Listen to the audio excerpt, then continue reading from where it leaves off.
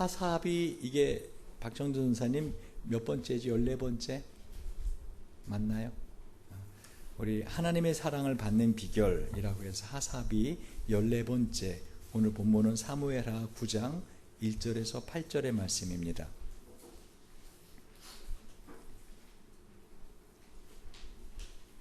하삽이 14번째, 하나님의 사랑을 받는 비결. 사무엘하 9장 1절에서 8절, 우리 한 절씩 교독하겠습니다. 다윗이 가로되 사울의 집에 오려 남은 사람이 있느냐? 내가 요나단을 인하여 그 사람에게 은총을 베풀리라 하니라. 사울의 종 하나가 있으니 그 이름은 시바라. 저를 다윗의 앞으로 부르매 왕이 저에게 묻되 내가 시바냐? 가로되 종이 그러소이다. 왕이 가로되 사울의 집에 남은 사람이 없느냐? 내가 그 사람에게 하나님의 은총을 베풀고자 하노라. 시바가 왕께 고하되 요나단의 아들 하나가 있는데 절뚝발이니이다. 왕이 저에게 묻되 그가 어디 있느냐? 시바가 왕에게 고하되 로드발 암미엘의 아들 마길의 집에 있나이다. 다윗 왕이 사람을 보내어 로드발 암미엘의 아들 마길의 집에서 저를 데려오니 사울의 손자 요나단의 아들 무비보셋이 다윗에게 나와서 엎드려 절하매 다윗이 가로되 무비보셋이여 하니 대답하되 주의 종이 여기 있나이다. 다윗이 가로되 무서워 말라. 내가 반드시 네 아비 요나단을 인하여 너에게 은총을 베풀리라. 내가 내 조부 사울의 밭을 다 네게 도로 주겠고 또 너는 항상 내 상에서 먹을지니라. 저가 절하여 가로되 이 종이 무엇이간데 왕께서 죽은 개 같은 나를 돌아보시나이까. 아멘. 오늘 본문의 배경을 여러분이 이해하셔야 오늘 이 다윗의 무비보셋을 받아들이는 것을 통해서 하나님의 사랑을 받는 사람의 삶을 비결을 깨달을 수 있을 것입니다. 제가 하사비를 지금 14번째 하고 있는데 여러분에게 하나님의 사랑을 받으며 사는 비결을 가르쳐 드리는데 비결을 가르쳐 주는데 이거를 실천하고 있는지가 궁금합니다. 비결을 가르쳐 줬는데 실천하고 있는지. 오늘 여러분, 오늘 특별한 말씀입니다. 오늘 이 말씀을 통해서 내가 남은 생을 살아가면서 한번 실천해 보리라 마음에 다짐을 하시는 여러분 되시길 주님 이름으로 축원드립니다. 오늘 본문의 배경을 보면은요, 다윗이 자신을 죽이려고 끝까지 추적하고 힘들게 하던 사울 왕이 죽습니다. 이젠 자신이 이스라엘의 왕이 됩니다. 그래서 사울의 집안 사람 중에 혹시 살아남은 사람이 있는가? 그래서 요나단을 다윗이 참 좋아했기 때문에 요나단을 보고 그 살아남은 사울 왕의 사람을 은총을 베풀어 주겠다. 그러자 신하들이 사울의 종이 한 사람 살아남았다는 겁니다. 시바가 있다는 것입니다. 그래서는 그 시바라는 사람을 불러냅니다. 얼마나 두려웠을까요? 여러분, 그때 당시에는요, 이 왕권이 바뀌잖아요. 그러면 그 전에 있던 왕권에 해당한 사람은 다 어떻게 됐죠? 다 죽이는 겁니다. 혹시라도 그 왕권을 재탈환하는데 음모를 꾀할까봐, 그러니까 시바는 숨어 살았습니다. 그런데 지금 다윗 왕이 찾아서 시바가 등장하게 되는 것입니다. 사무엘하 2장과 3장을 보면은요, 이 사울 왕이 죽은 다음에 이 다윗의 집안과 이 사울 왕의 집안 가운데 아주 심각한 이 전쟁이 오랫동안 계속되었다고 성경은 말씀하고 있습니다. 심지어 양쪽에서 이 다윗의 집안과 사울의 집안 양쪽에서 12명씩 사람을 뽑아서 서로 머리채를 잡고 칼로 서로 옆구리를 찔러 죽이는, 그 24명이 동시에 죽어버리는 이런 끔찍한 일을 하고, 그리고 나서는 서로 또 전쟁을 하는, 이것이 오래되었습니다. 그러니까 시바는 이러한 두려움 가운데, 한마디로 발각되면 죽을 수밖에 없는 그런 가운데 드디어 다윗 왕이 그를 찾아오라 그래서 시바가 오늘 등장하게 되는 것입니다. 그런데 오늘 자 보십시오. 2절부터 봅시다. 사울의 종 하나가 있으니 그 이름은 시바라. 저를 다윗의 앞으로 부르매 왕이 저에게 묻되 내가 시바냐? 가로되 종이 그러소이다. 왕이 가로되 사울의 집에 남은 사람이 없느냐? 내가 그 사람에게 하나님의 은총을 베풀고자 하노라. 시바가 왕께 구하되 요나단의 아들 하나가 있는데 절뚝발이니이다. 4절 읽어볼까요? 시작. 왕이 저에게 묻되 그가 어디 있느냐? 시바가 왕에게 구하되 로드발 암미엘 아들 마길의 집에 있나이다. 여러분, 왜 시바가 이 다윗 왕에게 요나단의 아들이 있다고 하면 되는데 절뚝발이니이다 라고 보고한지 아십니까? 말씀드렸던 것처럼 이 다윗 왕에 대해, 이 왕족에 대해서 이 사울 왕족은 끊임없이 전쟁을 일으켰고 저항하고 거부했습니다. 한 번은 이 다윗 왕과 이 다윗 왕을 따르는 사람들이 이 예루살렘, 지금 다윗성이죠, 예루살렘을 공격해 갔는데 그 예루살렘 성에 살던 여부수 사람들이 뭐라고 하는지 아십니까? 사무엘하 5장 6절 8절을 보면은요, 그 사람들이 다윗에게 말하여 가로되 네가 이리로 들어오지 못하리라. 다음 말을 잘 들어보세요. 소경과 절뚝발이라도 너를 물리치리라 하니 저희 생각에는 다윗이 이리로 들어오지 못하리라 함이나 다윗이 시온 산성을 빼앗았으니 이는 다윗성이 되더라. 그날에 다윗이 이르기를 누구든지 여부수 사람을 치거든 수구로 올라가서 다윗의 마음에 미워하는 절뚝발이와 소경을 치라 하였으므로 속담이 되어 이르기를 소경과 절뚝발이는 집에 들어오지 못하리라 하더라. 아예 속담이 하나 생겼습니다. 다윗이 얼마나 이 절뚝발이들과 소경을 싫어했는지 다 죽여버린 겁니다. 그래서 아예 소문이 어떻게 났다고요? 소경과 절뚝발이는 집에 들어가지 못하리라. 근데 지금 해피라면은 이 요나단의 아들 사울왕의 손주 무비보셋이 뭐라고요? 절뚝발입니다. 근데 제가 오늘 본문의 말씀을 보면서 정말 다윗 왕 훌륭하다. 정말 다윗은 훌륭한 사람이다. 하나님에게 온통 마음이 가 있는 사람이다 하는 것을 깨달은 것이 4절입니다. 4절, 다윗 왕이 저에게 묻되 그가 어디 있느냐? 여러분, 무비보셋이 절뚝발이라고 했는데 그 절뚝발이의 상태가 얼마나 심한지 심각한지 물어보지 않아요. 사람이 절뚝이는 것도 어떻게 해요? 정도가 있는 겁니다. 근데 지금 무비보셋은 두 발이 다 절뚝이는 절뚝발입니다. 다윗은 그 마음에 결심을 한 겁니다. 내가 요나단을 보고 요나단의 가족 가운데, 자녀 가운데, 자손 가운데 누군가 있으면 내가 은총을 베풀어 주리라. 근데 남았는데 뭐라는 거예요? 절뚝발이라는 거예요. 그 자신의 감정에 상관없이 그에게 은혜를 베풀어 줄 거를 결심했다는 것입니다. 여러분, 저는 여러분에게 매주 설교를 하면서요, 여러분의 마음에 와닿는 설교는 은혜가 된다. 그래, 맞아. 목사님 어쩌면 저렇게 은혜로운 설교를 하시지? 나도 그렇게 살아야지. 근데 뭔가 마음에 자기에게 대해서 이게 좀 거부 반응이 되는 말씀을 전하면 오늘은 그냥 그런 설교가, 또는 나들으라고 하는 소리네. 기분 별로네 오늘은. 오늘은 은혜 별로 못 받았네. 여러분, 다윗은요 지금 자신의 감정과 관계없습니다. 마음에 결심하고 이 무비보셋을 선대해 주는 걸 봅니다.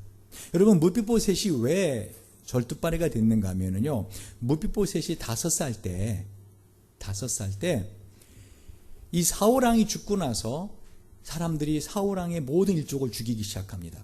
그러니까 유모가 이 어린아이를 끌어안고 도망을 갑니다. 왜? 이 사울왕의 손주 요나단의 아들이잖아요. 그러다가 떨어뜨리는 바람에 이 무비보셋이 두 발 다 절뚝이게 된 것입니다. 어디 살았다고요? 오늘 4절 뒤에 보세요. 이 무비보셋이 어디 살았어요? 로드발 암미엘 아들 마길의 집에 있나이다. 이 로드발이라고 하는 말은요, 이 베이스를 좀 죽여줄래요? 소리가 너무 울려요. 로드발이라는 말은 로라는 건 히브리어로 아니다라는 뜻이에요. 이 드발이라는 말은 목초지다. 그건 무슨 말이에요? 목초지가 아니다. 무슨 말이죠? 그러니까 황무지다. 됐어요. 그냥 됐어요. 황무지이다. 다시 말하면 지금 이 무비보셋은 어디에 숨어 산 거예요? 사람들이 별로 살지 않는 광야, 황무지 숨어 살았던 거예요. 그런데 그러한 무비보셋을 다윗 왕이 불러온 겁니다. 여러분 무비보셋이 얼마나 두려워했을지 상상하세요. 이젠 죽었구나. 이젠 숨어 살았는데 이젠 다윗 왕을 찾으니 난 죽었구나. 그런데 오늘 다윗 왕은 놀라운 제안을 합니다. 그죠? 자, 6절을 한번 보십시오. 사울의 손자 요나단의 아들 무비보셋이 다윗에게 나와서 엎드려 절하매 다윗이 가로되 무비보셋이요 하니 대답하되 주의 종이 여기 있나이다. 그러니까 다윗은 지금 두 발을 다 절뚝이는 무비보셋을 보는 것이 아닙니다. 다윗은 지금 절뚝발이를 미워한다고 했습니다. 마음에 싫은 사람이 있는 겁니다. 여러분 그런 사람 없습니까? 여러분 가정에서도요, 아무리 사랑하는 배우자끼리라도요 싫은 게 있는 겁니다. 하나도 없다고요. 온통 다 이쁘고 사랑스럽고 멋있고 훌륭해 보인다고요? 미친 겁니다. 다른 건 다 몰라도 왜 저 사람이 저것만 없으면 참 더 좋을 텐데 라는 게 있더라는 것입니다. 연애 시절에는 눈에 콩깍지가 씌입니다. 그래서 안 보입니다. 다시 말하면 연애 시절에는 그 허물조차도 다 이쁘게 보입니다. 예를 들면은 그 연애 시절에 입을 해보려고 있는 남자를 보잖아요.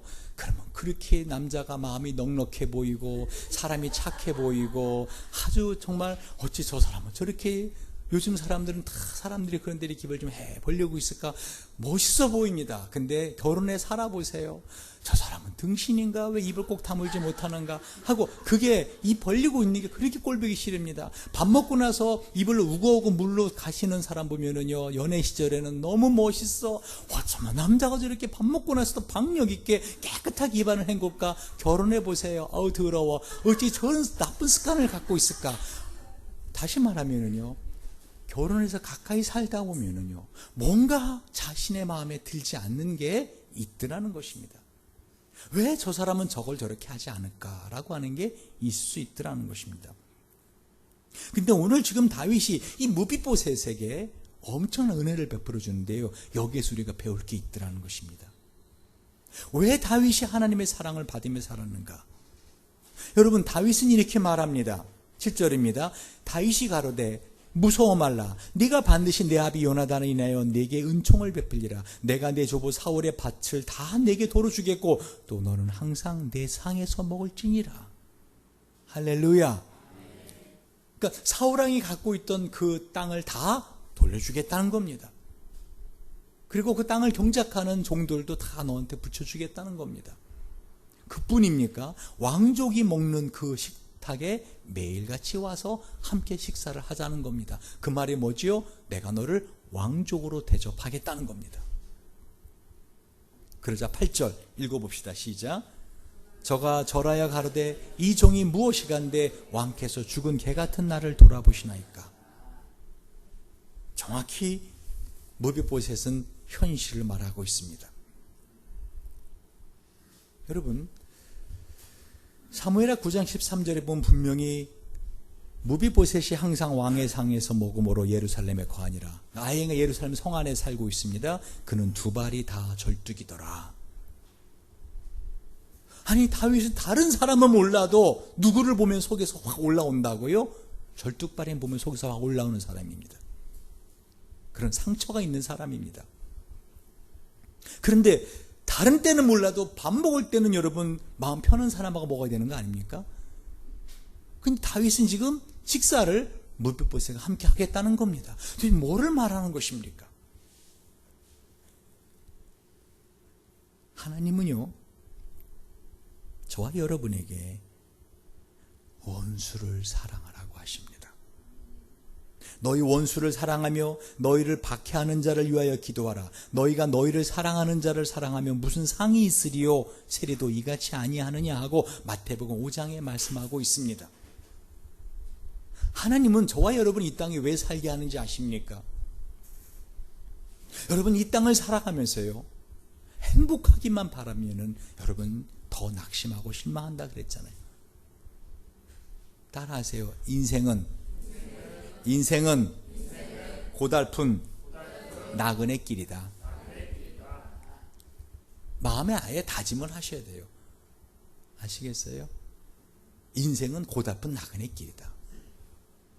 그럼 왜 이 고달픈 나그네 길을 살게 하느냐고요? 영원한 하나님의 나라, 우리의 본향에 갔을 때 상을 받기 위하여, 우리가 이 땅에서 고달픈 인생을 살아가면서 믿음으로 이 고달픈 인생을 감사하며 살아갈 때 그 하나님을 믿는 믿음에 대한 상을 받게 하기 위해서 우리 이 땅에 살면서 고달프게 살아가는 것입니다. 그런데 가장 이 인생에서 하나님이 우리를 통해서 이루시길 원하는 거 있다면요, 원수를 사랑할 정도의 사랑의 사람이 되는 것입니다. 제가 전에 어떻게 하면 그러면은 싫은 사람을 사랑할 수 있는가? 여러분, 자녀도요, 저렇게 이음이처럼 아직 안을 만할 때 저 이뻐요. 이음이는 우는 것도 이쁘고요, 그죠? 잘 때 보면 꽉 깨물어 주고 싶어요. 좀 더 커 보세요. 요즘 우리 진수은수가 저한테 하는 말 중에 하나가, 아빠, 저희들을 성인 대접해 주세요 라고 합니다. 나이 든 대로 좀 자신을 존중해 달라는 겁니다. 제가 속으로 그렇게 좀 행동하면은 내가 그렇게 하지 라고 합니다. 근데 그 말이 맞는 말입니다. 무엇인지 아십니까? 여러분, 아무리 자녀라 하더라도요, 인격적인 독립체 존재입니다. 근데 제가 자꾸 까먹습니다. 내 아들이니까 내가 여러분에게는 함부로 할 수 없는, 우리 청년들한테는 죽었다 깨도 말 못할 그러한 제가 화를 아이들한테도 할 때가 있습니다. 이건 제가 잘못하는 것입니다. 왜? 하나님은요, 우리에게 왜 가족을 주셨까? 왜 우리에게 이 교인을 주실까? 목적이 하나입니다. 궁극적인 목적 뭐죠? 여러분 아까 그랬잖아요. 당신의 형상 빚으소서. 여러분 찬양 부를 때요, 자신 없는 찬양 부르면 안 됩니다. 여러분 아까 뭐라고 한지 아세요? 뭐라고 했죠? 우리의 심령 주의 것이니 당신의 형상 빚으소서. 제가 뒤에서 뜻도 모르고 찬양한다, 이 사람들. 여러분, 주님이 어떻게 빚으신지 아십니까? 여러분에게 굳어진 걸 꺾어버리십니다. 하나님의 형상대로, 그리스도의 형상대로 우리를 빚어나가는데 무엇으로 빚으신다고요? 사람을 통해 빚으십니다. 이제 이해가 되시죠? 우리 장로님 같이 오래 사신 분들은 딱 감이 잡힙니다. 목사님 오늘 설교 뭐 하려고 하신다라고. 왜? 설교를 많이 들어보셨기에. 뭐죠? 왜 우리에게 아픔의 사람들을 주시는가? 아무나 사랑하면 안 돼요. 누구를 사랑하라 했어요 아까? 원수를 사랑하라 했잖아요. 그럼 누구랑 만나 결혼하는 거예요? 원수랑 만나 결혼하는 거예요. 다시 말하면, 그럼 왜 그런 사람들을 만난다? 여러분, 교회 오면은요, 다 천사들 같이 보이죠? 교회 오면은, 교인들은 정말 착할 거야. 웃기는 짬뽕 같은 소리예요. 다 왼수들 만나게 합니다. 우리 교인 중에 분명히 마음에 안 드는 사람이 있어야 됩니다. 저 사람은 왜 우리 교회 나올까? 하는 그런 사람이 없다면은 여러분, 아직 자기 자신을 교회 앞에 좀 더 깊이 관여하지 않고 있는 것입니다. 주님 우리에게 원수를 사랑하라고 하십니다. 그런데 이 원수를 사랑하는 비결을 제가 전에 가르쳐드렸어요. 한번 기억나세요? 그 안에서 건물마다 서로 연결하여 주 안에서 성전이 되어가고 너희도 성령 안에서 하나님의 거하실 처소가 되기 위하여 예수 안에서 함께 지어져 가느니라. 에베소 2장 21절 22절 말씀을 하면서 제가 뭐라고 했어요? 여러분, 가족이, 배우자가, 자녀가, 부모가, 형제가, 나를 힘들게 할 때 어떻게 하라고요? 이마에다가 공사 중이라고 써 붙이십시오라고 했잖아요. 그죠? 공사 중. 실제로 매직으로 썼다가 진짜 싸움 나니까 마음으로 그냥 공사 중이니까 저러지. 아직 완성된 게 아니야. 제가 여러분 이마에 다 공사 중이라고 쓴 거 아십니까? 아직 완전한 교인의 모습이 아니야. 지금 진행돼 가고 있어. 여러분, 공사 중인 건물 보기 흉하다고 부수는 사람 없습니다. 참아주는 겁니다. 그런데 제가 오늘 이번 주 이 설교 준비하면서요, 지난 화요일 날 이거 잘못됐다라는 거 깨우쳤어요.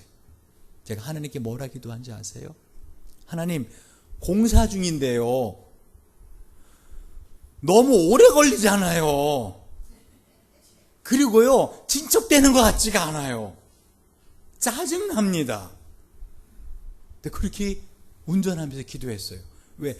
이 잠실은 맨날 공사 중이에요. 또 하나는요, 공사했다가 또 엎은 다음에 또 해. 아니, 한 번 들어 엎은 다음에 하지. 왜 또 들어엎고 또 하고. 맨날 미세먼지 날리고. 그래서 제가 여기 지나가면서 깨우쳤어요. 아, 이것도 방법이 아니구나. 가족끼리 살다 보면은요, 그래, 공사 중이니까 그렇지. 교인끼리 살다 보면은요, 아직 완전한 사람이 아니지, 공사 중이지 하는데 마음 한편으로서 너무 오래 가잖아요 라고 할 때가 있더라는 것입니다. 그럴 때 어떻게 하냐는 거예요. 여러분, 가족끼리 살아가면서 싫은 사람이 가족 안에 있을 때 정말 이거 심각합니다. 근데 다 싫은 건 아닌데 어느 한 부분이 싫을 때가 있습니다. 근데 그것마저도 오늘 다윗처럼 무비보셋과 함께 식사를 할 수 있는 이런 비결이 오늘 나옵니다. 폴 워셔 목사님이 결혼에 대해서 설교하셨던 내용이 제가 오늘 이 본문의 말씀을 읽으면서 고민했고 궁금했던 것에 답을 주시더라고요. 다른 때 몰라도 밥 먹을 때는 마음 편한 사람만 먹어야 되는 거 아닙니까? 아까 말했잖아요. 근데 왜 해필이면 무비보셋을 갖다가 두 발 달 절뚝이는 무비보셋을 밥 먹을 때 같이 먹자고 한지 아십니까? 다윗은 이 비결을 깨우친 겁니다. 하나님의 사랑. 이게 뭔가? 하나님의 사랑이 뭔가? 포르셔 목사님이 결혼에 대해서 이렇게 말합니다. 당신 인생을 살아가면서 공허함이 당신에게 느껴질 때, 당신은 스스로에 대해서 죽지 않았기 때문에 일어나는 결과입니다. 들어보십시오. 예수님께서는 우리에게 어떤 병적이고 잘못된 교리를 가르치고 계시는 게 아닙니다. 그분의 지혜와 그분의 사람들을 향한 사랑 가운데서 예수님께서는 우리에게 기쁨을 누릴 수 있는 길을 가르치고 계신 것입니다. 당신은 언제 그리스도를 섬기기 위해 당신의 생명을 내어준 적 있습니까?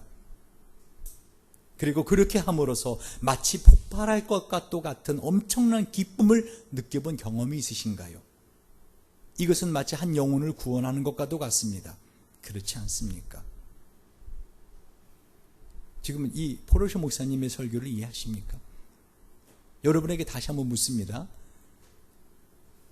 여러분, 지금까지 살아오면서 자신의 목숨을 내어줌으로 그 안에서 터질 듯한 기쁨의 환희를 느껴본 적이 있으십니까?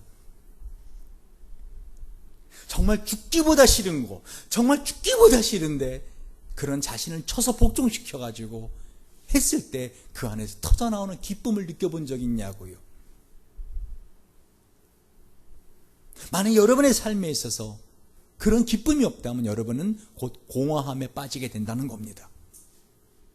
여러분의 삶이 공허한 이유는 배우자가 나를 사랑 덜 해줘서도 아니고 돈이 적게 벌려서도 아니고 여러분이 원하는 걸 갖지 못해서가 아니라 죽지 않았기 때문이라는 거예요. 그럼 어떻게 내가 죽습니까? 자살하라는 겁니까? 아닙니다. 정말 죽을 만큼 싫은 거를 갖다가 했을 때 무엇 때문에? 예수님 때문에 했을 때 그 안에서 터져나오는 기쁨을 갖더라는 거예요. 여러분, 다윗은 절뚝발이를 싫어했습니다. 근데 그 무비보셋과 함께 밥을 먹을 때마다 다윗은 요나단을 생각한 겁니다. 다른 건 몰라도 나는 절뚝발이하고는 밥 먹기 싫어. 그러나 그 절뚝발이던 무비보셋가 식사를 할 때마다 다윗은 요나단을 생각한 겁니다. 여러분, 정말 당신이 자신의 목숨을 내려놓을 정도로 힘들었게 자기를 꺾었던 적이 몇 번이나 있나요?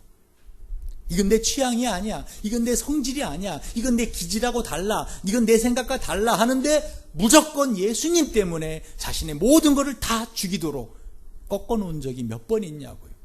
그리고 그 안에 터져나오는 환희를 느껴본 적이 몇 번 있냐고요. 계속해서 읽습니다.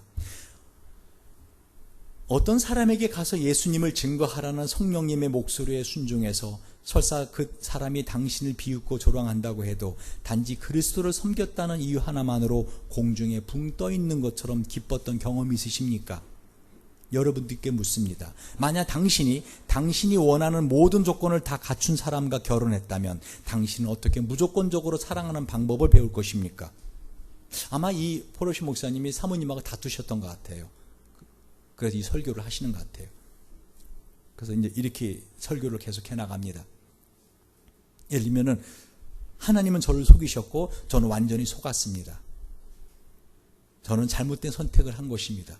근데 제 아내도 똑같은 생각을 하고 있었습니다. 그러면서 결혼에 대해서 쭉 말을 합니다. 질문입니다.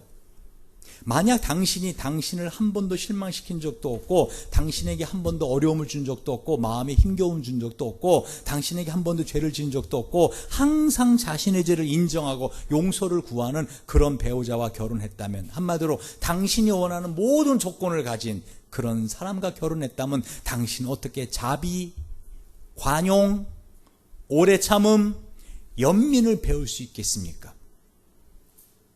만약 당신이 항상 당신으로부터 좋은 대우를 받을 만한 자격 있는 사람과 결혼했다면 당신은 어떻게 자격 없는 사람에게 베푸는 은혜를 배울 수 있습니까? 무슨 뜻인지 아시겠습니까? 제 말을 들어보십시오. 저는 결혼의 첫째 되는 목적이 바로 당신을 그리스도 예수님의 형상에 닮아가도록 성화시키는 것이라고 생각합니다. 만약 당신이 자신이 원하는 그런 완벽한 배우자를 만난다면 어떻게 되는지 혹시 상상해 보셨습니까? 당신은 자신이 정말 원하는 그런 여자, 그런 남자와 결혼한다면 당신은 당신의 남편 또는 아내를 흠모하고 왕처럼 또는 여왕처럼 대접하는 한 남자나 한 여자가 될 것입니다. 하지만 그건 오직 당신의 배우자가 당신의 모든 기대와 필요를 충족시키는 사람이기 때문입니다. 당신은 그렇게 될 때 이기적인 사람이 될 것이고 자기 중심적인 사람이 될 것이고 자기밖에 모르는 괴물이 될 것입니다. 당신은 절대로 당신 자신의 진짜 모습을 보지 못할 것입니다. 그로 인해 당신의 진짜 모습으로 인해 회개하지 못하고 은혜를 구하기 위해 예수님께로 가까이 가지 못하게 될 것입니다. 만약 당신과 제가 같은 사무실에 일한다고 합시다. 어느 날 제가 당신 책상으로 와서 안녕하십니까 요한씨 하고 인사를 했습니다. 그런데 당신은 마치 저에게 화라도 난 듯 저를 보지도 않고 제가 하는 말에 모두 짧게 대답합니다. 결국에 저는 제 책상으로 돌아옵니다. 몇 시간이 지나고 당신이 제 책상으로 와서 말합니다. 폴씨, 아까는 죄송했습니다.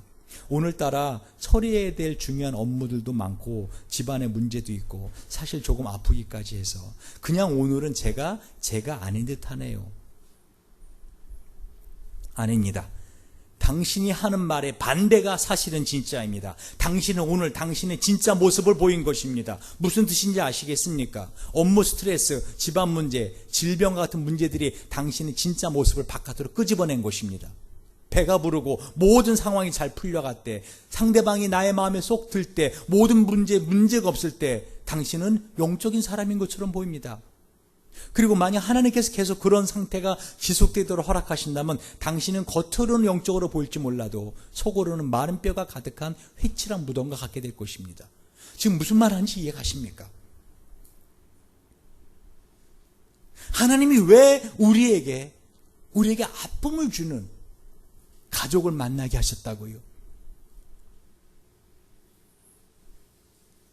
우리를 꺾어버리기 위하여.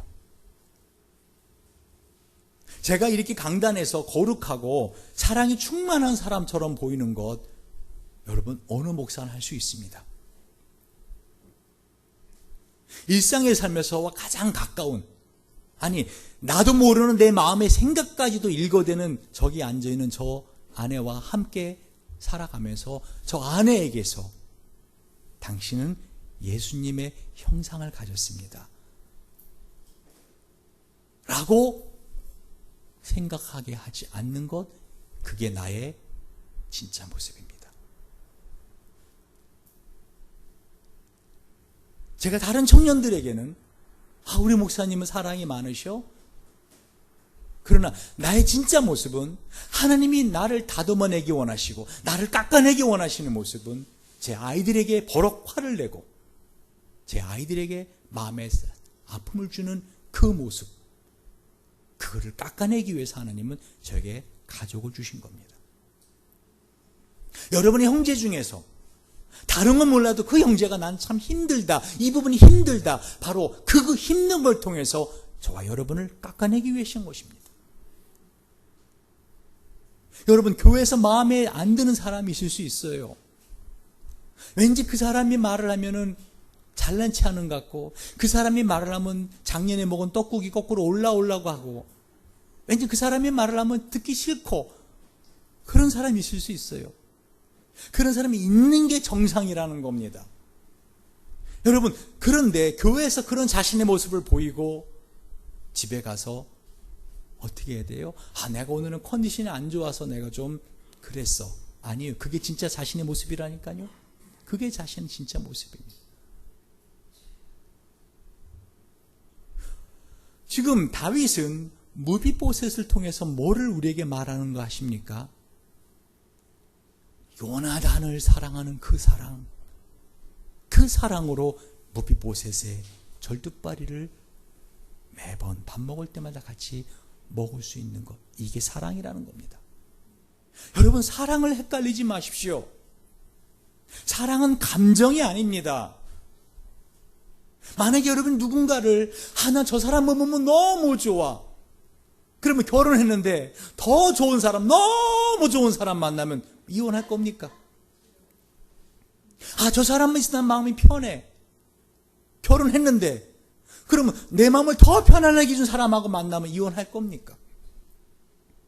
제가 결혼 주례할 때마다 하는 말이 있는 거 아시죠? 제가 두 사람에게 결혼 주례 하기 전에 지금 두 사람은 어떤 일을 하는지 아십니까? 지금 이 의식이 뭐를 의미하는지 아십니까? 신랑, 오늘 이 결혼식 주례가 끝나고 서로 결혼 송원 선약이 끝난 다음에 이 세상에 있는 모든 여자, 한마디로 이 지구라는 행성에 살고 있는 모든 여자에 대해서는 어떻게 해요? 아예 마음을, 눈을 감겠다고 하는 선언식을 하는 겁니다. 이 지구상에 사는, 행성에 사는 모든 남자, 지금 옆에 있는 남자보다 더 능력 있고, 옆에 있는 남자 더 많이 사랑해주고, 옆에 있는 남자보다 당신을 더 능력 있게 마음을 좋게 해주는 남자가 나타나도 이제 이후로 이 남자 외에는 다른 남자 보지 않겠다라고 하는 약속을 지금 사람들 앞에, 온 우주 앞에 선언하고 있는 것입니다. 그 약속 하겠냐고, 그걸 해야 제가 주례에서 하겠다고 말합니다. 앞으로 살면서 이 여자보다 더 사랑스럽고 자신을 더 이해해주는 것 같고 그런 여자가 나타나도 오직 이 여자만을 바라보겠냐고, 그 약속을 하겠냐고. 여러분, 주님은요 우리에게 이 사랑을 하라는 것입니다. 사랑은 감정이 아닙니다. 사랑은 상대방이 원하는 것을 해주는 행함입니다. 다윗이 지금 무비보셋이 필요한 게 뭔지를 압니다. 그에게 필요한 것은 먹고 살 수 있는 재산입니다. 그에게 필요한 것은 한마디로 왕족으로서의 자존심입니다. 지금 다윗은 그것을 다 회복해주고 있다는 것입니다. 단순히 땅만 주지 않았습니다. 함께 식사를 하자는 겁니다. 왕족으로서 예루살렘 성에 머물라는 것입니다.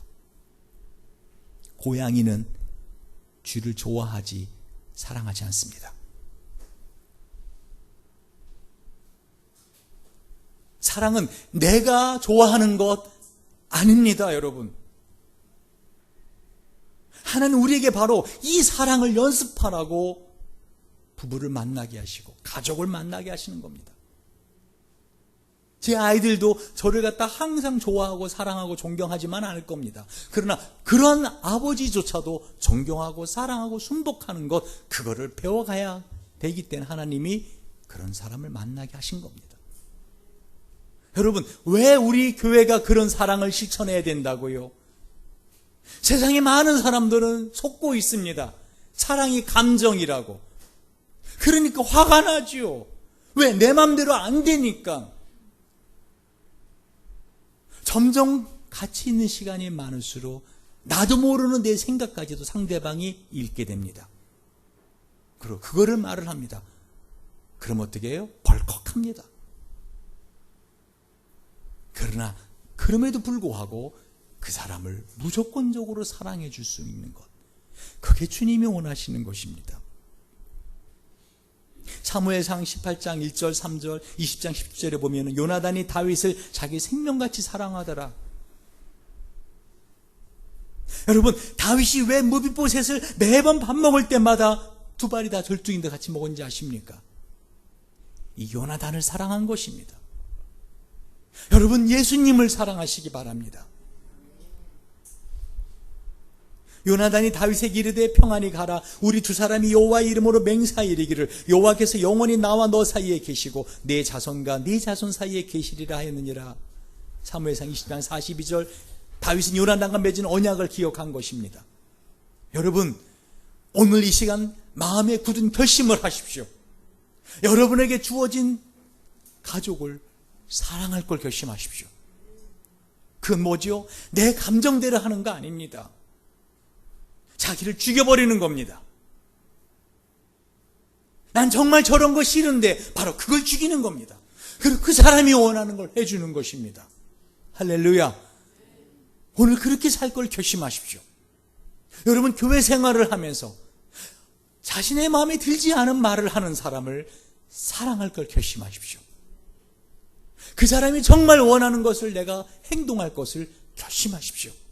생각만 하지 마십시오. 다윗은 무비보셋을 생각만 하지 않았습니다. 요나단의 사랑을 생각만 하지 않았습니다. 매 끼마다 함께 밥을 먹는 그 자신을 깎아내는 것을 실행했다는 것입니다. 재미난 사실은요, 역대상 8장 34절을 보면은요, 무비보셋의 이름이 무리바알이었습니다. 요나단의 아들은 무리바알이라, 무리바알이 미가를 낳았고 무비보셋의 아들이 미가거든요. 여러분, 무리바알이 뜻이 뭔지 아십니까? 바알에게 대적하는 전사. 무비보셋은 자신의 삶에 있어서 한마디로 그 자체가 수치인 사람입니다. 몰락한 왕족의 마지막 사람입니다. 그래서 이름을 무비보셋이라고 했습니다.